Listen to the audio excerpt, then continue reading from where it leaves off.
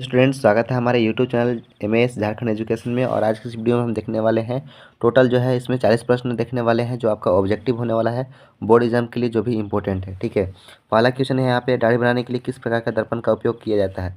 समतल, उत्तल, अवतल या इनमें से कोई नहीं। ठीक है, तो इसका जो है आपका सी नंबर सही हो जाएगा, अवतल। ठीक है, आपका प्रश्न का उत्तर है।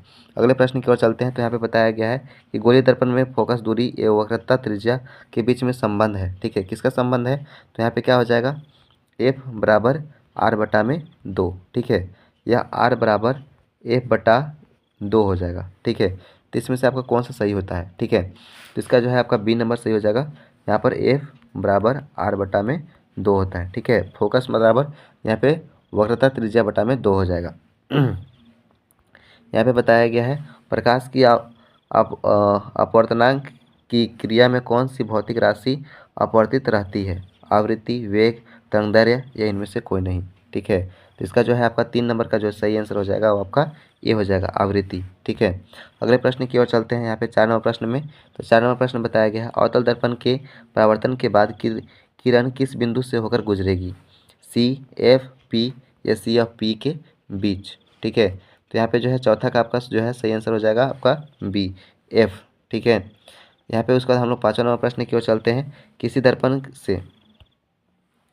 दर्पण से वस्तु को कभी भी, ठीक है, रखने पर वस्तु के बराबर और आकार सीधा बनता है। ठीक है, तो ठीक है, दर्पण होगा उत्तल, अवतल, समतल या समतल तथा उल्टा। ठीक है, तो यहाँ पे आपका जो है 5वां नंबर का जो है सी नंबर से हो जाएगा, समतल। ठीक है, अगला प्रश्न को हम लोग देखते हैं। यहाँ पे 6 नंबर, प्रकाश का अपवर्तनांक के कितने नियम है? 1, 2, 3, 4। अपवर्तनांक पूछे या परावर्तन बोले? अपवर्तन तथा परावर्तन। ठीक है, दोनों के कितने होते हैं? 2 2 नियम होते हैं। ठीक है, 7 नंबर प्रश्न की ओर चलते हैं। तो 7 नंबर प्रश्न में बताया गया है किसी गोलीय दर्पण की वक्रता त्रिज्या 50 सेंटीमीटर है, तो उसकी वक्रता फोकस कितना होगा? ठीक है, तो ए बराबर क्या होता है? आर बटा में 2 होता है। ठीक है, तो यहाँ पे 50 है तो 50 कितना हो जाएगा? 50 बटा में 2 यानी कि 25 सेंटीमीटर हो जाएगा। कितना हो जाएगा? 25 सेंटीमीटर। ठीक है, ये आपका सी नंबर सही आंसर हो जाएगा। चलते हैं अगले नंबर 8 नंबर प्रश्न की ओर। ठीक है, तो 8 नंबर प्रश्न में देखेंगे तो यहाँ पे देखिए 8 नंबर प्रश्न में देखेंगे तो यहाँ पे क्या बताया गया है कि 1 मीटर दूरी वाले लेंस की क्षमता होगी। ठीक है, तो इसका जो है आपका 8 का बी नंबर हो जाएगा 1 डायोप्टर। ठीक है, यहाँ पे बताया गया है उत्तल लेंस। ठीक है, अगर यहाँ पे अगर दर्पण बताता तो यहाँ पे क्या हो जाता? माइनस में हो जाता। ठीक है, लेकिन इसका बी नंबर आपका सही आंसर है, 1 डायोप्टर।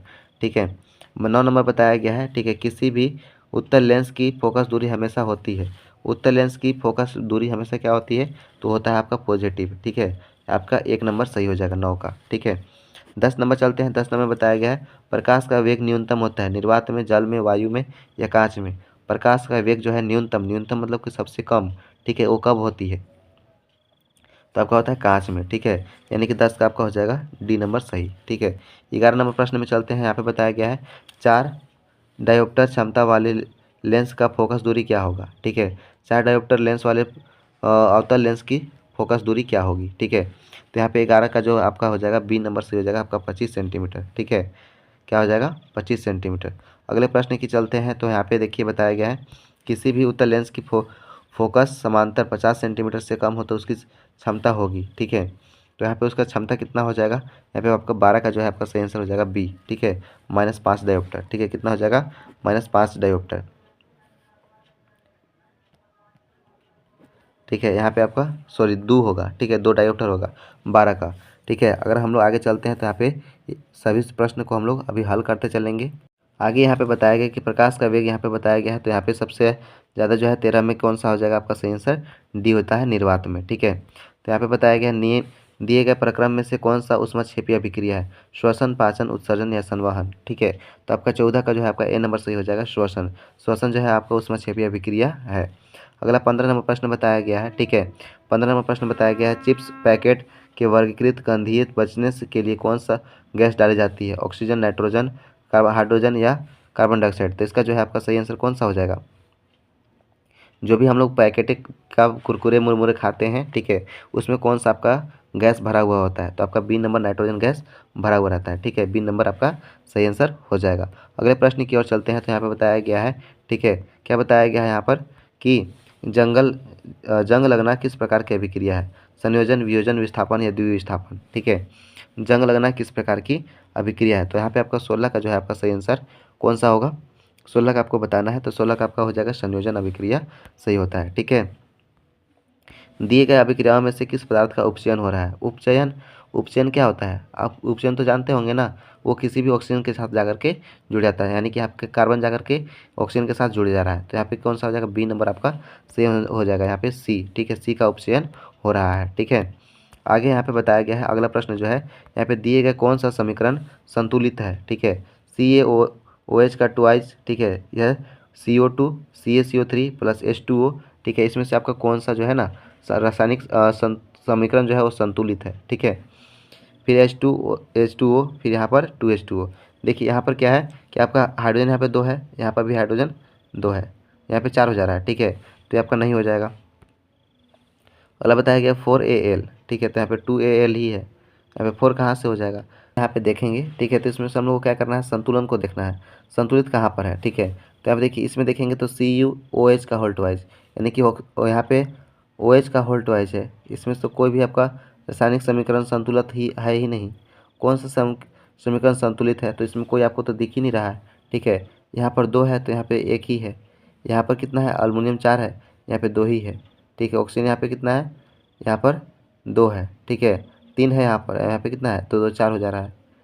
हाइड्रोजन देखेंगे तो यहाँ पे कितना है, 2 दूना के 4, यहाँ पे 2 ही है, यहाँ पे ऑक्सीजन 2 है, ये भी नहीं हो रहा है। इसमें से आपका कोई, अगर 18 का देखेंगे तो इसमें से आपका बी नंबर। ठीक है, इसमें हम लोग क्या करेंगे, यहाँ पर 2 लिखेंगे तो ये आपका क्या हो जाएगा, ये आपका संतुलित हो जाएगा। ठीक है, लेकिन जब हम लोग 2 लिखेंगे तब। ठीक है, क्योंकि यहाँ पे 2 2 4 हो जाएगा यहाँ पर, तब सही हो जाएगा। आगे यहाँ पे देखते हैं अगला प्रश्न की ओर। तो यहाँ पे आपका 19 नंबर प्रश्न है, दिए गए चित्र में से कौन सी अभिक्रिया हो रही है। ठीक है, कौन सी अभिक्रिया हो रही है, यहाँ पे प्लस करके यहाँ पे जो है ना Cu जो है ये उड़ जाता है। ठीक है, Cu में Cl उड़ जा रहा है, तो यहाँ पे क्या है, संयोजन, वियोजन और ऊष्माक्षेपी अभिक्रिया, वियोजन अभिक्रिया या विस्थापन अभिक्रिया। ठीक है, तो 19 का जो है आपका सही आंसर क्या हो जाएगा, डी नंबर, विस्थापन अभिक्रिया हो रहा है। ठीक है, क्या हो रहा है यहाँ पर, विस्थापन अभिक्रिया हो रहा है। ठीक है, आगे प्रश्न में देखेंगे तो यहाँ पे बताया गया है, दिए गए पदार्थ में गंधीय सूचक तरह का व्यवहार करता है। हल्दी, लिटमस, चाइना रोज या प्याज। ठीक है, तो 20 का आपका जो है ना डी नंबर सही हो जाएगा, प्याज। ठीक है, प्याज को हम लोग काट देते हैं, सलाद बनाते हैं तो क्या होता है, उसमें से गंध आने लगता है। 21 नंबर चलते हैं, तो 21 में बताया गया है, हड्डियों को जोड़ने के लिए डॉक्टर किस लवण का प्रयोग करते हैं। तो CuSO4 1/2H2O। ठीक है, इसी को हम लोग क्या बोलते हैं, इसी को हम लोग बोलते हैं प्लास्टर ऑफ पेरिस। क्या बोलते हैं, प्लास्टर ऑफ पेरिस। ठीक है, प्लास्टर ऑफ पेरिस बोलते हैं। ठीक है, प्लास्टर ऑफ पेरिस का सूत्र बोलेगा तो आप इसको लिख सकते हैं, CaSO4 1/2H2O। ठीक है, अगला प्रश्न की देखें हैं, तो विरंजक चूर्ण का सूत्र क्या होता है। विरंजक चूर्ण का यहाँ पे सूत्र क्या होता है, CaOCl2। ठीक है, CaOCl2। यहाँ पे 22 का जो है आपका सी नंबर जो है आपका सही आंसर हो जाएगा। यहाँ पे बताया गया है 23 नंबर, इस चित्र में कौन सी अभिक्रिया हो रही है, संयोजन, वियोजन, द्विविस्थापन। ठीक है, या फिर विस्थापन। ठीक है, इसमें से कौन सा आपका सही है, तो 23 का जो है आपका बी नंबर सही हो जा रहा है, इसमें वियोजन अभिक्रिया हो रहा है। ठीक है, टमाटर में कौन सा अम्ल पाया जाता है, टमाटर में जो है वो कौन सा अम्ल पाया जाता है। ठीक है, तो टमाटर में जो है आपका ऑक्जेलिक अम्ल पाया जाएगा, यानी कि डी नंबर आपका सही आंसर हो जाएगा। ठीक है, सिट्रिक अम्ल किस में पाया जाता है, एसिटिक अम्ल क्या किस में पाया जाता है, लैक्टिक अम्ल। लैक्टिक अम्ल दूध और दही में। ठीक है, दूध और दही में पाया जाता है। सिट्रिक अम्ल किस में पाया जाता है, ये आप लोग बताना है। ठीक है, और यहाँ पे एसिटिक अम्ल किस में पाया जाता है। ठीक है, विरंजक चूर्ण में कौन सा अम्ल पाया जाता है, ये चीज़ बताइएगा। यहाँ पे बताया तनुकृत प्रक्रिया में कैसी होती है। ठीक है, H+ आयन की वृद्धि, OH माइनस सांद्र की वृद्धि, या OH+। ठीक है, OH- आयन का सांद्रता में कमी, या H3+ OH का सांद्रता में वृद्धि। ठीक है, तो इसका जो है आपका 25 का कौन सा सही हो जाएगा, 25 का जो है आपका सी नंबर सही हो जाएगा, H+ OH- आयन की सांद्रता में कमी। ठीक है, हम लोग अब आगे देखते हैं, तो यहाँ पे हो जाएगा 25 के बाद यहाँ पे हम लोग 26 नंबर देखेंगे। तो 26 नंबर में आपको बताया गया है, ठीक है, निम्नलिखित में से कौन सा प्रकाशीय वियोजन का उदाहरण है। ठीक है, प्रकाशीय वियोजन का, AgBr, तिरक निशान AgBr, Ag+Br, H2O+H2+O2। ठीक है, CaCO3 या फिर CO+CO2 या Cu+O O2 प्लस CuO, ठीक है। तो इसका जो है आपका कौन सा सही हो जाएगा, 26 का, ठीक है। अगर हम लोग 26 का देखें तो 26 का जो है इसमें AgBr, ठीक है, इसमें भी एक एक है, इसमें भी एक एक है, ठीक है। तो इसका 26 का 1 नंबर आपका सही हो जाएगा, ठीक है। आगे देखेंगे 27 नंबर, ठीक है। तो 27 का आपका जो है, ये आपका 26 का था, ठीक है। उसके बाद हम लोग 27 नंबर देखेंगे। तो 27 नंबर में बताया गया है कि अमीबा अमीबा किसे आप अपने भोजन में ग्रहण करती है, मुख से, केंद्र से, कूटपाद से, या फिर यहाँ पर बताया गया है खादन रक्त की क्रिया से, ठीक है।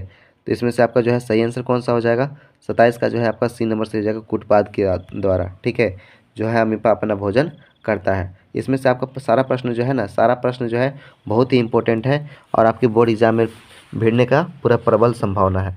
पाचन प्रक्रिया में वसा का इमाइसिन कौन करता है, हाइड्रोक्लोरिक अम्ल, श्लेष्मा, पेप्सिन या पीत, ठीक है।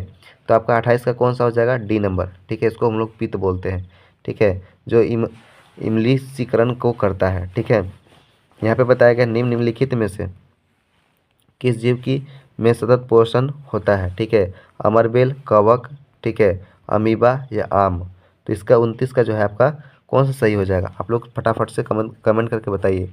29 का जो है आपका D नंबर सही हो जाएगा, आम, ठीक है। इसमें जो है स्वपोषी पोषण होता है, ठीक है। अमरबेल जो है वो दूसरे ऊपर भी आश्रित रहता है, अमीबा भी, ठीक है। तो आम इसमें हो जाएगा।